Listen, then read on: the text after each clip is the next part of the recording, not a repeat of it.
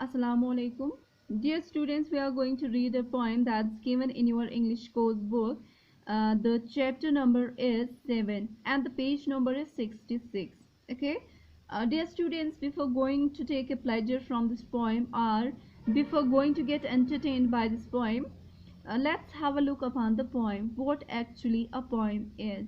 You might have heard about some points regarding this poem, but we will explain it today again. Okay. Poem.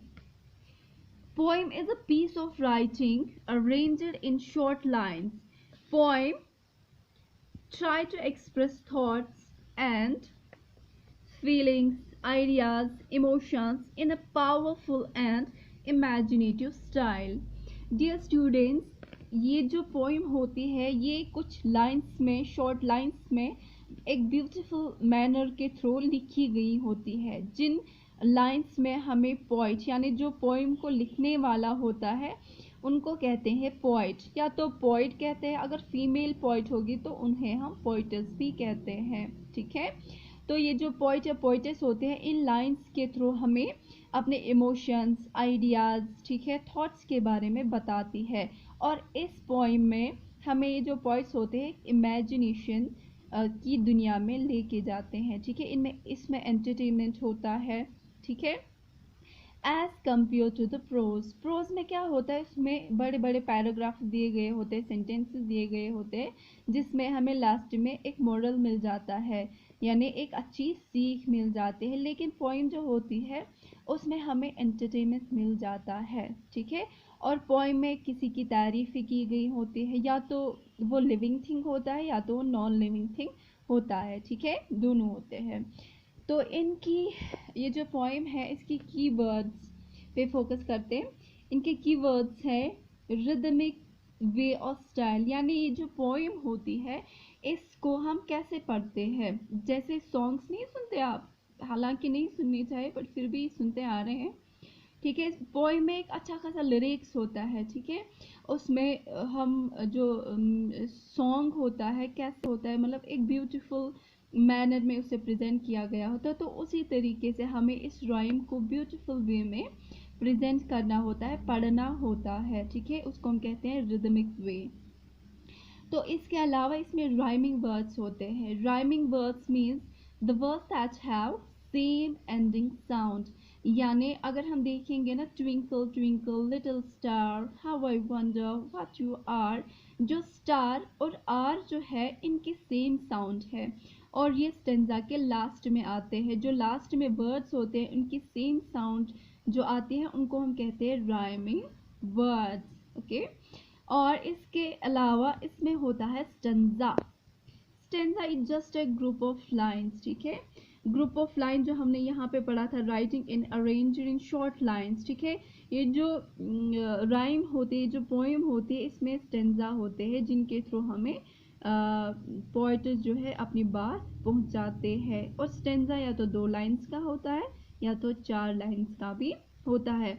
और आपकी ये जो poem है वो हम आगे देखेंगे कि उसमें उस स्टेंजा में कितने लाइंस आती हैं। ठीक है, चलिए आगे बढ़ते हैं।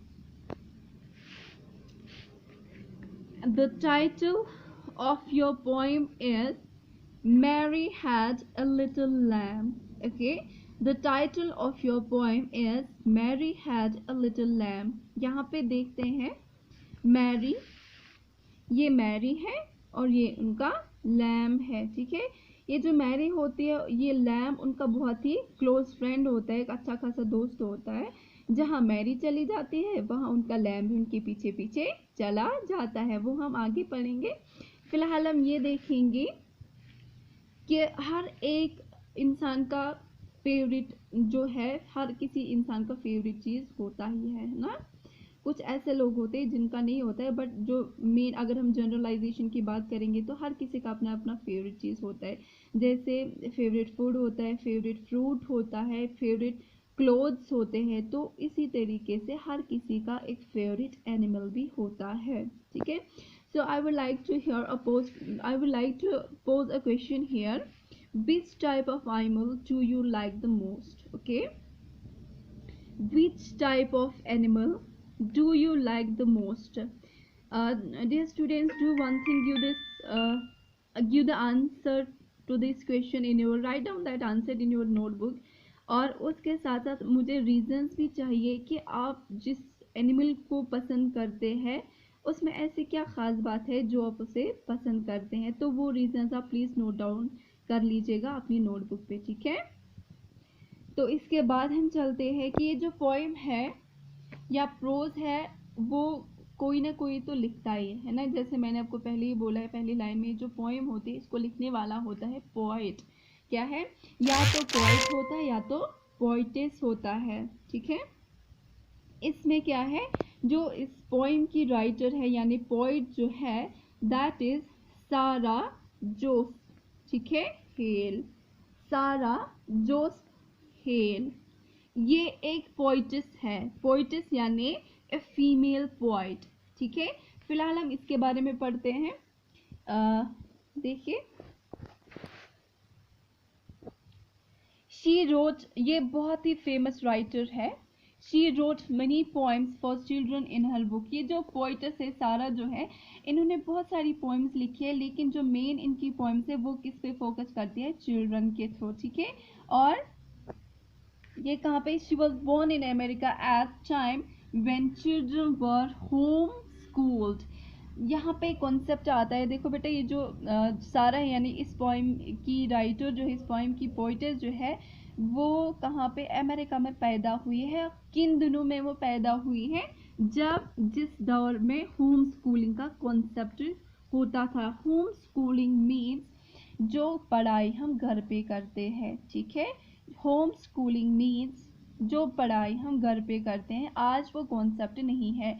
आज कितना भी छोटा बच्चा हो, प्री नर्सरी से लेके प्ले ग्रुप से लेके हम मतलब अब हर स्टैंडर्ड तक हम स्कूल में फॉर्मल तरीके से अपनी एजुकेशन को हासिल करते हैं। लेकिन उन दिनों क्या होता था, उन दिनों स्कूलिंग घर पे हुआ करती थी और जो मेन फोकस किया जाता था वो गर्ल्स पे किया जाता था, यानी जो लड़कियां हैं उनको घर पे ही अपनी एजुकेशन हासिल करनी होती थी।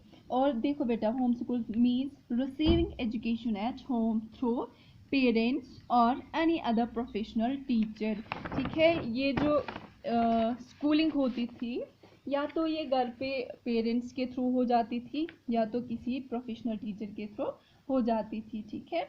Mary had a little lamb is about a little girls pet lamb. ये जो हम पोइम पढ़ने जा रहे हैं ये एक लिटिल लैम्ब के बारे में है, जो इसको मतलब किसका लैम्ब है, ये मैरी का, ठीक है। एक लिटिल गर्ल थी जिसका ये पेट लैम्ब था। हम उसके बारे में आगे पढ़ेंगे नेक्स्ट लेक्चर में, ठीक है।